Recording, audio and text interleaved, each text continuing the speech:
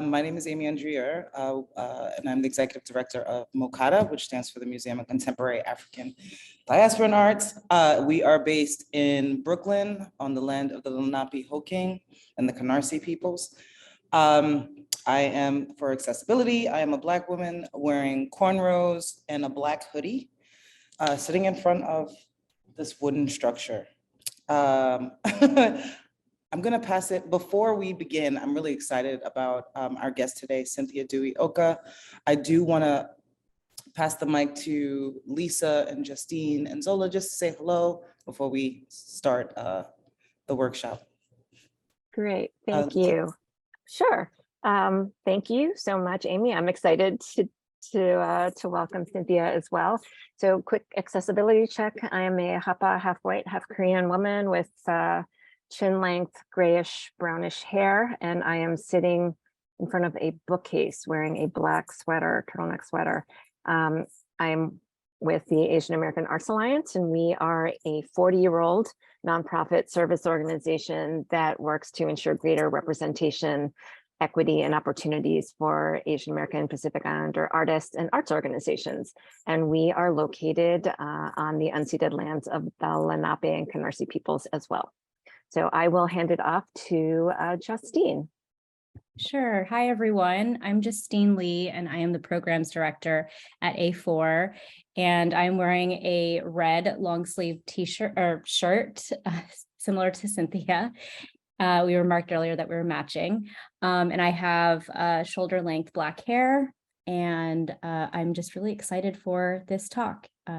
Last night, a number of the Bandung residents met in person for our first cohort celebration. So it's nice that we are continuing the momentum into this week with this gathering today. So I will pass it on to Zola. Thank you. Hello, I'm Zola Jordan. I'm a producer here at MoCADA. I don't have my camera on, so I can't tell you what I'm wearing, but let's turn that on actually. I'm wearing a blue hoodie, a pink scarf. I have a little afro hanging out, and I'm also sitting in front of a shack as well. Thank you. Thanks, Zola. So I'm excited because, this is, year 2 of the Bandung residency. Always excited to partner with A4. And as part of the residency, we have been hosting a series of community talks where we invite thought leaders, activists, educators, movement makers to kind of present to our community, our greater community of artists, some of their projects and some of the thoughts and themes that are relevant to their work and their practice. And I'm so honored to welcome Cynthia Dewi Oka. I would love to read a little bit of your bio. I know it's lengthy, so I'm not gonna go too deep into it, but I would love to read some of it. Cynthia Dewi Oka was born in Bali, Indonesia. When she was 10 years old, her family migrated to Vancouver, Unceded Coast Salish Territories. In 2012, she and her son migrated to the greater Philadelphia area, Lenni Lenape Land. She is the author of A Tinderbox in 3 Acts, a Blessing the Boat selection chosen by Aracelis Girmay, published by BOA Editions in 2022, Fire is Not a Country 2021, and Salvage 2017, published by Northwestern University Press, and Nomad of Salt and Hard Water. First published by Dinah Press in 2012, with the second edition of new and revised poems published by Thread Makes Blanket in 2016. As a creative facilitator, she has offered workshops for a wide range of organizations, including community building artworks, Free Write Prison Writing Group, Women Writers in Bloom, and a number of others. She has worked with young poets in high schools across New Jersey, and she's also a Lambda literary LGBTQ plus writer in schools. What else can I say? You have performed in various venues across the US and internationally, and for 15 years, Cynthia has worked as an organizer, a trainer, and fundraiser in social movements for gender, racial, economic, and migrant justice. In 2020, she transitioned out of the nonprofit sector to focus on her artistic practice. As an immigrant and former young single mother with working class roots, her aesthetics are guided by her core values: self-determination, collaboration, and attention to the peripheral. She writes to be free. Welcome, Cynthia Dewi Oka. Wow. Thank you so much. Thank you so much, A4. Thank you so much, MoCADA. And Amy, it's so good to see you again, and Jesse and Lisa and Zola. It's really good to meet y'all. I'm looking forward to connecting with the Bandung residents and everybody who's here today. Thank you so much. So I was invited. I really appreciate, by the way, that I was like given a format for like how to do the talk, because a lot of the times that we're given like very open-ended space, and then you know, one gets anxious. It's like, am I doing this right? So I just wanted to appreciate that very much. Oh, right, before I forget, I go by she, her, and for accessibility, I'm an Asian woman wearing a red sweater, and I have a half-shaved head, and the not shaved part is just like long black hair. I will start with talking a little bit about my practice. So as Amy so generously noted, I am primarily a poet. And poetry is like where I work in lyric form. I'm also a writer of other genres, where I focus on kind of narrative modalities. So essay, fiction, and currently also screenplays. I recently relocated to Los Angeles. I am a former organizer. I worked in social movements for 15 years and learned so much about both. I mean, I think I learned so much about like what it means to strive for freedom, what it means to strive for a voice, like in the context of empire, because that's like where I did my organizing. A lot of my focus has been on racial justice, migration, as it relates particularly to anti-imperialist struggles, feminism, and climate justice. And I'm also a mother, and I think that across all of these kind of bodies of work, the questions that sort of connect them are actually really similar. You know, there's like a common thread that runs through these different labors for me.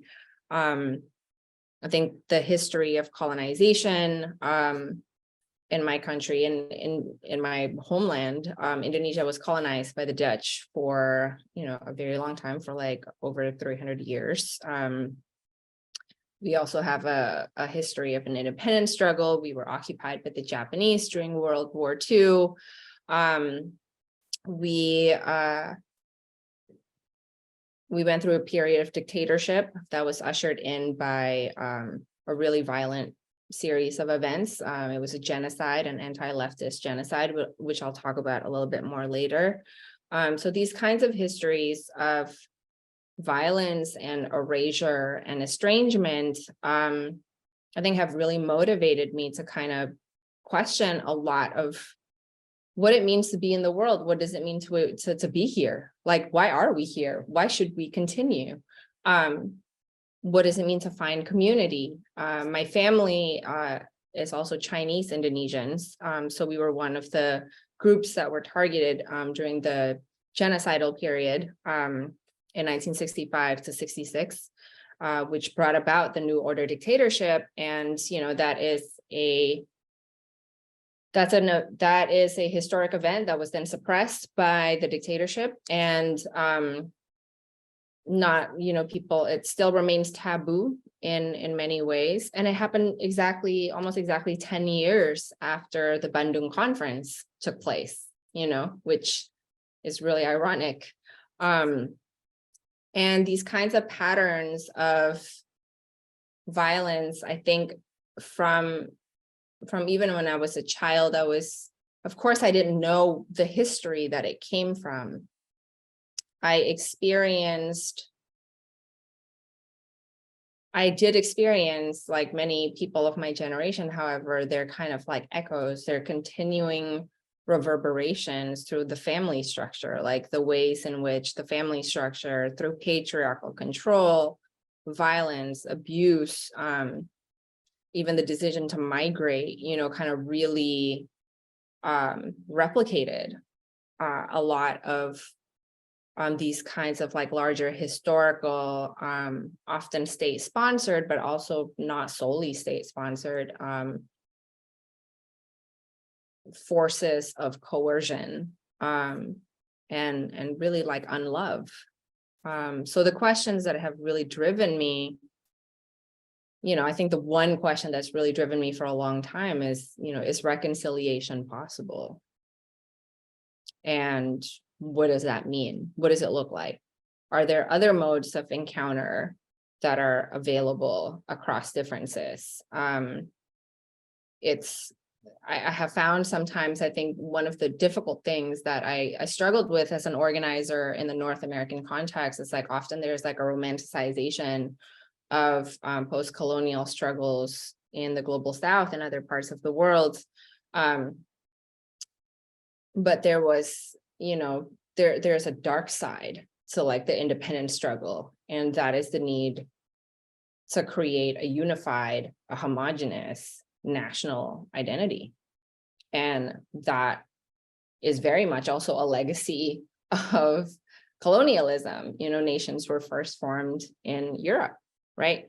So this articulation of like what it means to be a people and the need to then target internal kind of dissidents or internal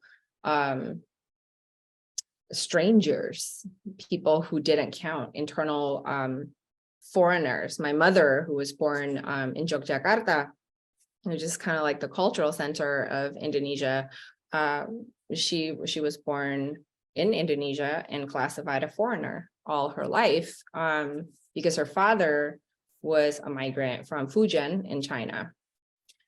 So, and that's like a rift that's had really profound implications for our family, for her economic options, for her educational options, for options as a woman, and therefore like what it meant for her to strategize like who she would marry, who she would, because it gets tied up with like questions of status and questions of safety.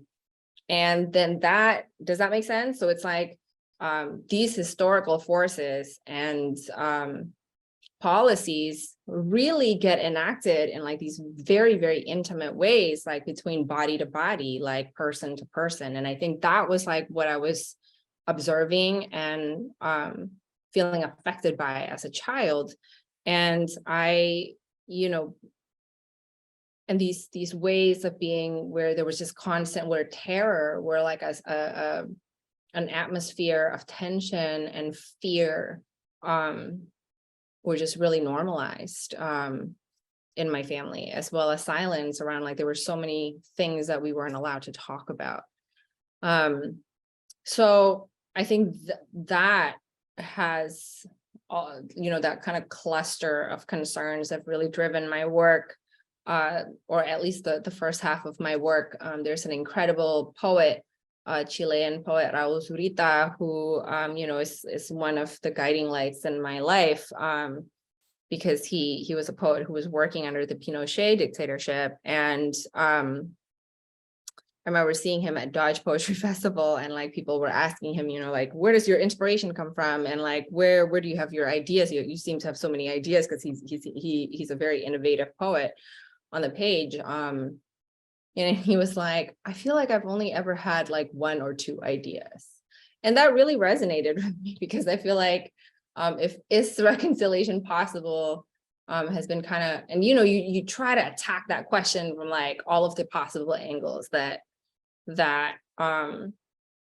you can, and I think that's the gift of being practitioners of a craft, like whether it is literature or whether it is a political practice as organizers, because that organizing is a craft.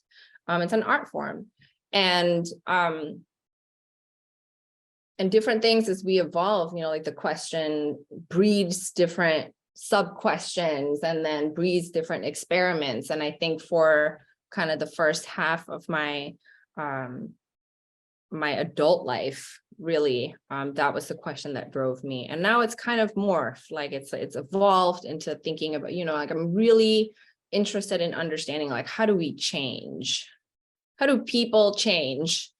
If it takes us, because I think that's where it took me, like the question, is reconciliation possible? It takes me to this place where it's like, well, in order for that to be possible, we actually have to change. So like, what does it take for us to change? How do we do that through the conditions and positions that we've inherited? How does an object become a subject?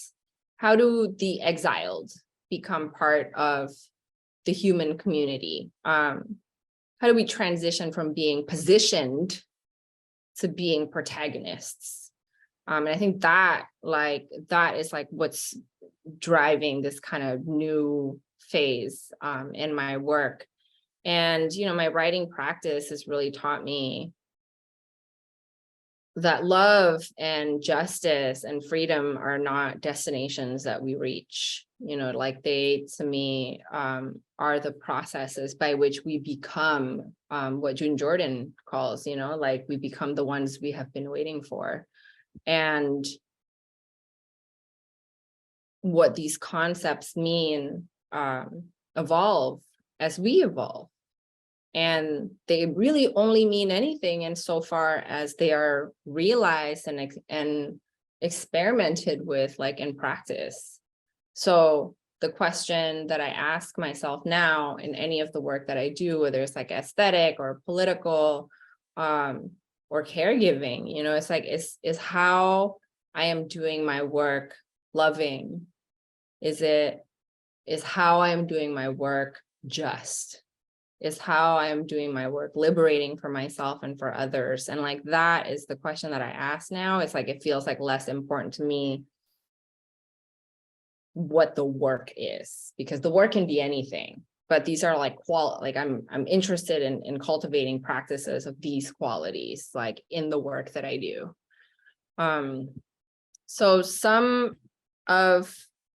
like, what does that mean? I'll talk a little bit about like my last two projects because they're the most recent. So like one of them, I was really fortunate actually to launch A Tinderbox in 3 acts at MoCADA last fall, and that's where I met Amy, and it was a really incredible night. And this is like, my background is just like the digital cover for the book. This is the book. And A Tinderbox in 3 acts is a lyric account that combines fact and fiction about the 1965 to 66 genocide in Indonesia, which, as I mentioned earlier, took place 10 years after the Bandung conference, which is really to say that the same nation that facilitated the birth of the non-aligned movement, slash like a third world possibility as an alternative to the Cold War, you know, it was like a stance that like these newly kind of freed Asian Black nations refused to be kind of played and or pitted against each other by the imperialist superpowers of the US and the USSR, because, you know, like communism never stopped anyone from also being imperialist. So like the same nation that facilitated this liberatory potential under Sukarno is the same one that also 10 years later slaughtered up to 3 million of its own citizens and produced a dictatorship, a military dictatorship that lasted over 3 decades, and whose kinds of like echoes and legacies Indonesians everywhere are still dealing with to this day. Like one of the most kind of rewarding and difficult implications of writing this book were the many conversations that I had with my mother, who lived through the period. She was a child at the time. She went to a Chinese language school. It was shut down permanently, and then Chinese languages were banned from public use, and cultural expressions of Chinese identity were also banned. We also had to change our names. That's why my name is Cynthia Dewi Oka, and like not my given Chinese name, which is Ah Hui Shang. And you know, it was really difficult to have like many conversations with her, because we started with resistance, because she had buried so many of her memories around that time, because it was so unsafe to talk about and to name and to acknowledge. And as the book progressed and I kept having different conversations, I kept pursuing these conversations with her, like she started to remember things. And it was kind of like a 3-year process. And like now it's something that we are able to talk about openly. But it took time, and it was really painful to, you know, I think it was painful, and but it was good pain. It was like healing pain, you know, the growth of like new nerves and like new possibilities and new pathways, to see my mother remember who she was and who her family was and who her community was. Like, where before she kind of had this like very truncated version. She started remembering like songs that she would sing during that time, dances that they would do during that time, because like all of these things had been kind of stored away. And like, just imagine kind of like that chunking out of memory. I think that was something that also got passed on to us. Like there are lots of blank space. There's like lots of blank spaces that we still need to fill in. So I wanted to, you know, account for that kind of range of experience, the forgetting, the remembering, the passion for independence, the commitment to brutality and to like eliminating people who were perceived as a threat to the national movement, to the newly independent nation, and its identity, the identity that it needed to sort of like sustain itself. I wanted to account for the ways that women in particular were targeted. You know, Indonesia had one of the largest feminist movements in the world in the 1960s, and it was completely obliterated, like completely obliterated. And that is like the Gerakan Wanita Indonesia, so Gerwani, and members of Gerwani were actually specifically targeted by the military, by the Indonesian military, and slandered as, you know, perpetrators of, you know, this kind of infectious disease that is communism. And they were a threat to like the masculinist, like nationalist ethos of the new nation. Like these were the people who were going to castrate the new nation. And so as someone, you know, who is a product of kind of like the range, my father is Chinese Indonesian as well, but he was Dutch educated.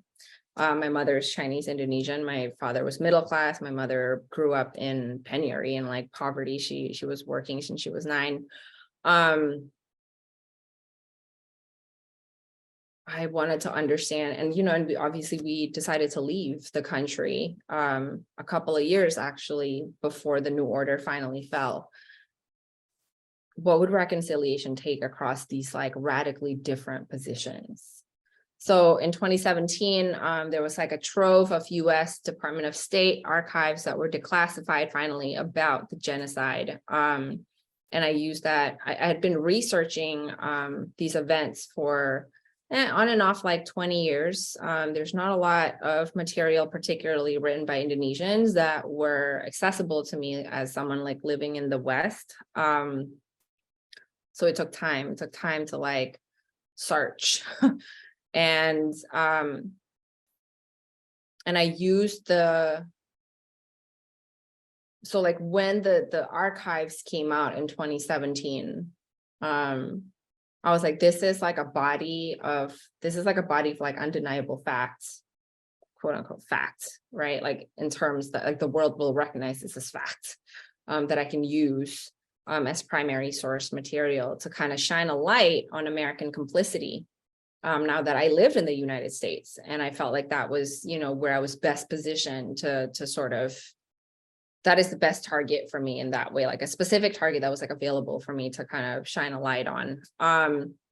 But I also want to stress, like, America is like not a main character in the book at all. Indonesians are. So the book is written in the voices of these ghosts. They are fictive, but they are sort of built out of like the, you know, extensive research that I had done, but different kind of, for lack of a better word, like players in the events that took place, that unfolded. And so, for example, you know, we have like, this is one of the civilian perpetrators who was recruited by the military, or rather incentivized by the military, the Indonesian military, to perform mass killings on their fellow citizens. And if you can see, I wish Zoom would stop trying to help me with my background like that. You can see that is like a portrait that I drew of the speaker, of this particular speaker. I made hand-drawn portraits because I experienced the ghosts as spirits, not as human forms. And I also think, I don't know, I think it's complicated sometimes to use photographs in these situations because it is also like a recreation of trauma in some ways. So, and I wanted to mitigate that effect as much as I could. I also cut and rearranged text from the actual archives, the US Department of State documents themselves, to illuminate their intentions by violating them the way that these archives violated the humanity of my people. And I imagined also interviews between the different ghosts, and also between kind of my alter ego in the book. Her name is Noni. So she like interrogates these ghosts, and then these ghosts kind of interrogate each other. And there are these conversations that are kind of in the form of sort of like short plays in the book. I wanted to imagine what it'd be like to have conversations across time, you know, between the past and the present, because we lost that, like that was taken from us, like there's no official record in which like we can discover, we can learn about like our ancestors who died, and like there isn't a way for us to like honor them directly. And I also wanted to imagine conversations between these different positions, like, you know, like the nationalist position, the religious fundamentalist positions, the communist position. And the book takes place in 3 acts. So like it's called A Tinderbox in 3 acts. There's like Act 1, Act 2, and Act 3. And in the final act is a long poem where I imagine the march that has yet to happen for our dead, because I think really a driving force for me writing this book was after, you know, more than a decade organizing in the US and Canada, and having marched, and I mean, having participated and or organized so many marches, I was like, I have never marched for my own dead. And I wanted to imagine that, like, what would that look like as a lyric act, you know? So there's like this kind of long poem that unfolds at the end, that for me behaves like, I'm like, to me, that's the march that I can make happen. Like, I want to know that I have marched for my dead. And also the parts of me and the parts of my family and the parts of the people, of the Indonesians in my life who I love, like the parts of us that have had to die, you know, over and over again for us to survive. And to me, to remember and invent what's missing were the most loving, the most just, and the most liberating things that I could contribute, that I could do as a writer, to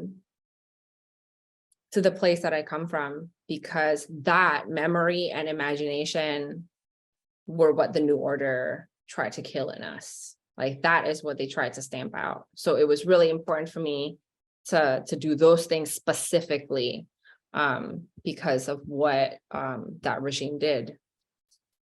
And the other project I'll quickly mention is Fire is Not a Country, which was published in 2021 by Northwestern University Press.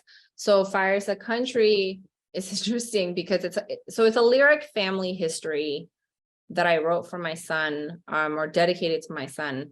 And it was published before A Tinderbox in 3 acts, but it was actually completed after A Tinderbox in 3 acts, because I actually wasn't sure for a couple of years whether I wanted to publish Tinderbox. So I was just kind of sitting on it. In a large part, that book is about how we experienced, that history in our family, the ways that the ways that I was damaged by it, the ways that I tried to run from it, the ways that I tried, and the ways not just myself, but like me, my sister, my parents, the ways that we tried to save and love each other through it, the ways that the Indonesian diaspora in South Philly that I worked with as an immigrant justice organizer after Trump was elected, tried to save and love each other through it. I wanted to honor all of that, like the ways that we hurt each other and the ways that we were also each other's roads to healing, or if not to healing, to like the possibility of repair. I wanted to honor all of it so I could accept all of it, and so I could take responsibility, and not responsibility in the sense that like it's my fault, but responsibility in the sense that I am the person able to respond to it. Does that make sense? And I wanted to offer this to my son and account for all of the ways that I must have failed as a mother, that I must have had so many shortcomings as a mother because of the kind of this history of pain that I came from. And, this was a really special experience for me. My son and I ended up collaborating.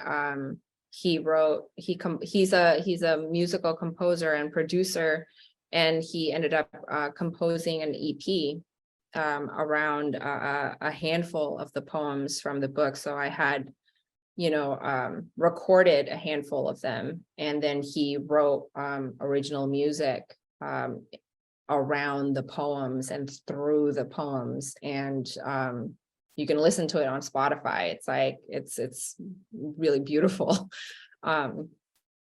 And there are also like these kinds of little fun interludes throughout that book of like mini screenplays that recontextualize the characters in the book in kind of like sci-fi speculative situations. Like my mom was a factory worker for like 30 years after we moved to Canada. Not 30, for like 20 years after we moved to Canada. And, so she's like a super auntie.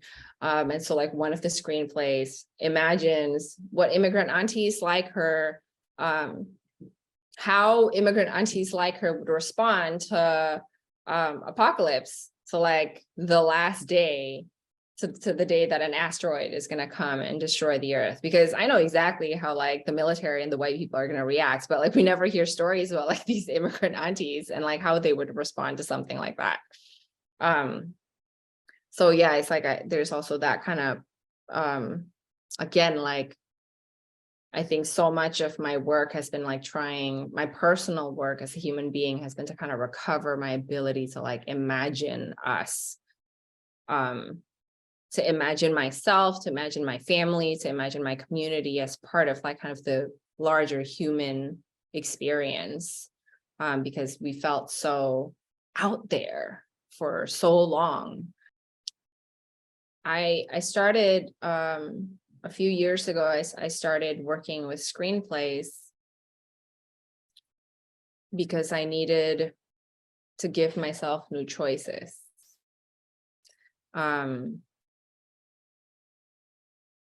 And sometimes working in a new form allows us to do that. And I am a very strong believer, that our craft trouble is our life trouble. It's like I write to troubleshoot my life, really. So my question for you, my final question for your kind of invitation, really, it's like, what's a new choice you're going to make today?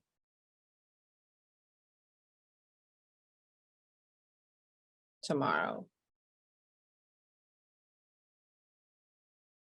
Thank you so much.